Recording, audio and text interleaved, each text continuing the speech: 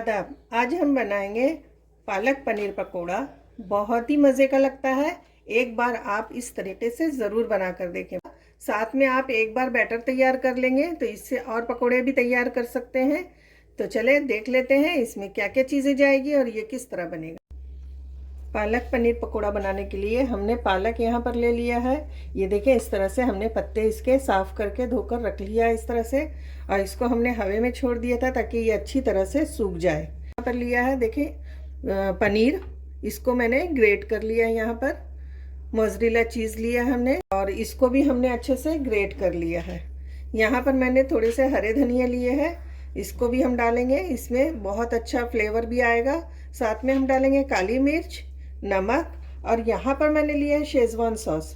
आप इसकी जगह पर लाल मिर्च पाउडर, ज़ीरा पाउडर, गरम मसाला पाउडर ये सब भी डाल सकते हैं, लेकिन मुझे इसका फ्लेवर बहुत अच्छा लगता है इसलिए मैंने यहाँ पर शेज़वान सॉस का इस्तेमाल किया है।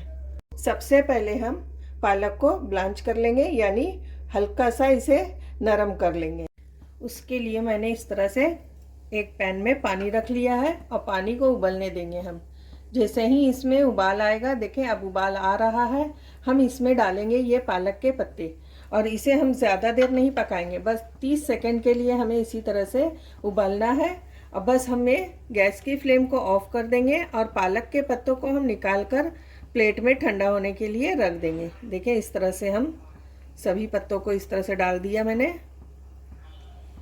बस अब हम गैस की फ्लेम को ऑफ कर देंगे और इन पत्तों को निकाल लेते हैं। पालक के पत्तों को हमने ठंडा होने के लिए रख दिया है। उस बीच हम स्टफिंग तैयार कर लेंगे।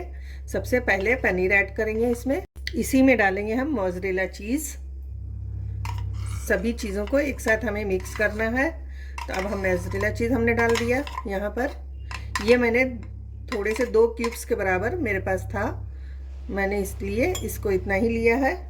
आप कम ज़्यादा कर सकते हैं, चाहे तो आप नहीं भी डालें अगर आपको पसंद ना हो तो। थोड़ा सा हम डालेंगे हरा धनिया, ज़्यादा नहीं ऐड करेंगे, थोड़ा सा। बाकी का हरा धनिया हम बाद में इस्तेमाल करेंगे। शेज़वान सॉस लिया है मैंने 2 टीस्पून। आप कम ज़्यादा कर सकते हैं, तीखा जितना आपको पसंद हो आप उसी हिसाब से लें, या इसकी जगह पर आप लाल मिर्च पाउडर, ज़ीरा पाउडर और गरम मसाला पाउडर इस्तेमाल कर लें। यहाँ पर मैंने लिया है काली मिर्च ½ टीस्पून। नमक लेंगे हम ½ टीस्पून, ज़्यादा नहीं डालेंगे इसलिए कि चीज़ में भी नमक होता है और शेज़वान सॉस में भी। बस हमें थोड़ा सा ही इस तरह से ज़रूरत है, तो हम इसे अच्छे से मिक्स कर लेते हैं। यहाँ पर देखें हमने स्टफिंग तैयार कर ली है। इसमें हमने मोज़रेला चीज़ इसलिए डाला है कि बाइंडिंग में भी काम देगा और क्रीमी टेक्सचर भी आएगा। पत्ता देखें हमारा अच्छे से ठंडा हो चुका है। अब इसमें हम ये स्टफिंग डालेंगे इस तरह से, अच्छे से संभालते हुए डालेंगे, इधर उधर नहीं जाए, बस अच्छे से बीच में हमें इस तरह से रख लेना है। और देखें पत्ते के डंठल को मैंने अच्छे से हटा लिया है ताकि हमें स्टफिंग करने के बाद जब हम इस तरह से फोल्ड करें तो ये आसानी से फोल्ड हो सके। देखिए इस तरह से हमें फोल्ड करना है और इसको इस तरह से हम दोनों साइड से, जिस तरह से हम अक्सर बनाते हैं ना रोल, तो हम इस तरह से लपेटते हैं, तो इसी तरह से हमें इसे भी इस तरह से लपेटना है। ये देखें अच्छी तरह से ये हो गया है तैयार। दूसरे पत्ते को भी मैंने इस तरह से रख लिया है, उसमें भी हम स्टफिंग इस तरह से डालेंगे। देखें इस तरह से हमें स्टफिंग रखना है और इसे हमें जैसे स्प्रिंग रोल वगैरह हम बनाते हैं तो रोल करते हैं, बस इसी तरह से हमें संभालते हुए इस तरह से करना है। पत्तों को आप एकदम ठंडा होने के लिए जो है जब रखें तो अलग अलग करके रखें, उससे क्या है कि ये जो है इसी तरह से आपको मिलेगा। बस इसी तरह से हम दबाते हुए इसको हल्के हाथ से और इसे इस तरह से रोल कर लेंगे।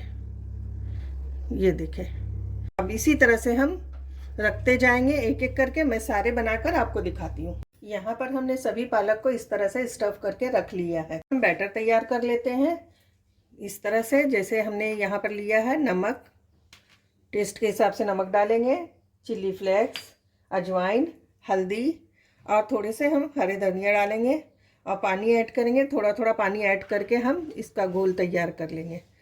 सबसे पहले हम नमक देंगे। यहाँ पर मैंने ½ टीस्पून से थोड़ा ज़्यादा नमक लिया है। साथ में हम डालेंगे चिली फ्लेक्स, अजवाइन इस तरह से। और ये हल्दी हम लेंगे और इसको भी ऐड कर लेंगे। चीज़ों को हम मिक्स कर लेते हैं, अच्छे से हमें मिक्स कर लेना है। और साथ में हम डाल देंगे थोड़ा सा हरा धनिया, जितना आपको आज पसंद हो आप उसी हिसाब से हरा धनिया ऐड कर ले। और इन सभी चीज़ों को मिला लेते हैं। अब हम पानी डालेंगे थोड़ा थोड़ा और इसका अच्छा सा घोल तैयार करेंगे। इस बैटर को हमें अच्छे से फेंट लेना है। जितना अच्छा आप फेंटेंगे उतना अच्छा पकोड़ा आपका तैयार होगा। इसलिए जब भी आप बेसन फेंटें आप खूब अच्छी तरह से फेंटें, कम से कम 7 से 8 मिनट तो ज़रूर इसको फेंटें। इसलिए जैसे जैसे ये फेंटेंगे हम इसका कलर भी चेंज होगा और इसमें जो है हल्कापन हो जाएगा, हवा भर जाएगी, ये हल्का हो जाएगा। इस तरह से थोड़ा थोड़ा करके हम डालेंगे पानी को। मैंने अच्छे से फेंट लिया है और ये इस तरह का हो गया है। थोड़ा सा पानी मैंने और ऐड किया था इसमें। अब ये हमारा बैटर अच्छी तरह से तैयार है। बैटर हमारा देखिए इस तरह से अच्छे से रेस्ट कर चुका है। अब हम यहाँ पर हमने रख लिया है कढ़ाई और इसमें हमने तेल डाल दिया है। तेल भी मीडियम गरम करना है। इसी तरह से सारे पकोड़े ऐड करेंगे।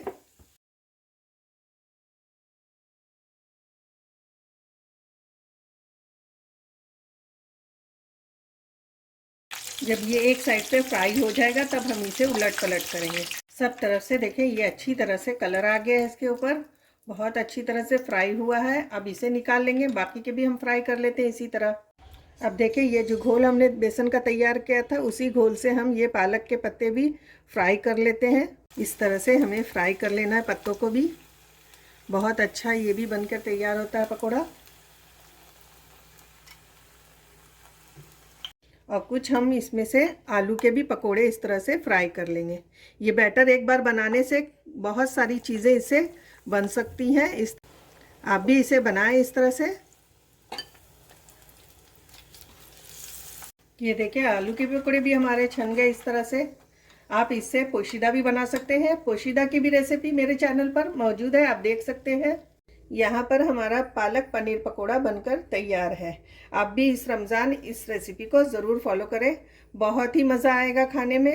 एक बार आप बैटर तैयार करें, उससे कई चीज़ें आप तैयार कर सकते हैं। जैसे मैंने यहाँ पर पालक को भी फ्राई कर लिया है, साथ में आलू को भी। आप इसी तरह से एक बार बैटर तैयार करें और उससे बना लें। और देखें ये हमारा पालक पनीर पकोड़ा के साथ साथ 2 पकोड़े और तैयार हो गए। चलें तो फिर मिलते हैं नई रेसिपी के साथ। अल्लाह हाफिज़।